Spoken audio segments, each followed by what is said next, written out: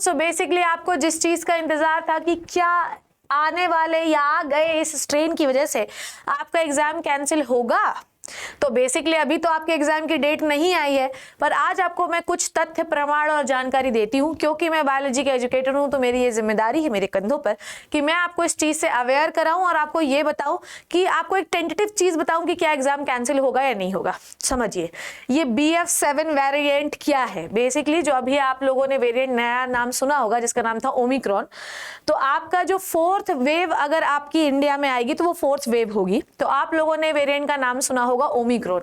Omicron के करीब 500 से ज्यादा वेरिएंट आपके सर्कुलेशन में अभी भी हैं बच्चों, मतलब 500 से भी ज्यादा वेरिएंट आपके चारों तरफ घूम रहे हैं ओमिक्रॉन के। ओमिक्रॉन क्या है आपको पता है, ये कोविड-19 का एक वेरिएंट है जो हम लोगों ने देख चुके हैं, इससे बहुत सारे इन्फेक्शन इंडिया में भी मिले। अब आपको ये समझना है, बहुत ध्यान से मेरी बात समझते जाइएगा, ये भी उसी का एक वेरिएंट है और ये आपके सर्कुलेशन में ऑलरेडी आ चुका है। इंडिया में बहुत सारे केसेस तो नहीं, पर कुछ केसेस हमको BF7 वेरिएंट के मिल चुके हैं। यूएस से आए हुए कुछ युवक युवतियों में ये मिला है वेरिएंट, इसके इन्फेक्शन हमको मिले हैं। पर अब आपको मैं बताती हूँ कि वेरिएंट कहाँ से आया। सब मैक्सिमम वेरिएंट्स का जो ओरिजिन है वो एक्चुअली चाइना से है, तो इसका भी ओरिजिन जो है वो चाइना से है। आज अगर आप डेटा खोल के देखें ICMR का या किसी का भी डेटा खोलें, आप न्यूज़ देखें, तो आपको पता चलेगा कि चीन जो है उसमें उन लोगों ने आउटब्रेक बता दिया है कि ये वेरिएंट का आउटब्रेक हो चुका है भैया।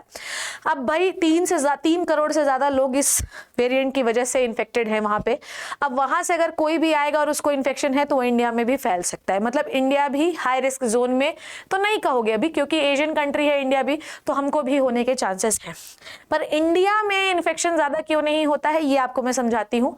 आपके जो रणदीप गुलेरिया है, जो एम्स के डायरेक्टर हैं, पूर्व निर्देशक थे, उन्होंने ये बताया कि मैक्सिमम इंडिया के लोगों को ये इन्फेक्शन, जो आपका कोविड-19 इन्फेक्शन था, वो हो चुका था। पहली वेव में नहीं हुआ, सेकंड वेव में हो गया, सेकंड वेव में नहीं हुआ, थर्ड वेव में हो गया। और मैक्सिमम लोगों ने फर्स्ट और सेकंड डोज लगा चुके हैं, इवन बहुत सारे लोगों ने बूस्टर डोज भी लगवा लिया है प्यारे बच्चों। तो अब हमें ये बात करनी है कि क्या इस वेरिएंट की वजह से हमारा एग्जाम कैंसिल होगा, तो मेरा मानना है नहीं, इस वेरिएंट की वजह से एग्जाम कैंसिल नहीं होगा, क्योंकि इसके आउटब्रेक होने के इंडिया में चांसेस बहुत ज्यादा कम है, क्योंकि हमारा इम्यून क्षमता जो है वो बहुत ज्यादा इंक्रीज हो चुका है बिकॉज ऑफ द पहले से जो हमें इन्फेक्शन हुए, बिकॉज ऑफ द वैक्सीनेशन। इसलिए एग्जाम पर इसका आई डोंट थिंक सो कोई इंपैक्ट पड़ेगा।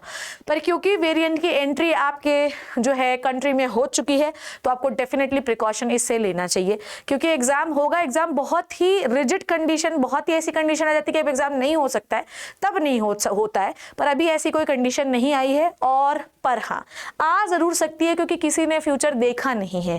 जिस प्रकार से चाइना के हालात चल रहे हैं, अगर वहां से लोगों का पलायन, मूवमेंट होगा, तो डेफिनेटली ये वेरिएंट का आउटब्रेक आपके अंदर भी हो सकता है, क्योंकि इम्यूनिटी कोई भगवान नहीं है। ठीक है, तो आप एक समय तक बच सकते हैं, पर आपको हमेशा याद रखिएगा कि prevention is better than cure, क्योंकि जो आपके वेरिएंट्स हैं, जो आपके वायरसेस हैं, इनका क्योर ज्यादा कुछ है नहीं। हम जो भी वैक्सीन ले रहे हैं वो एक प्रिवेंशन का मेथड है। तो अगर किसी ने बूस्टर डोज नहीं लिया है तो आज ही जाकर, कल जाकर अपना बूस्टर डोज जरूर ले लीजिए, ताकि आप एग्जाम के लिए एटलीस्ट इम्यून हो जाएं। तो अगर मान लीजिए कभी खुदा न खास्ता ऐसा हुआ और एग्जाम कैंसिल हो गया, तब तो कोई बात नहीं, पर अगर आप इन्फेक्टेड हो गए और एग्जाम हो गया तो आपकी दशा हो जाएगी बच्चों।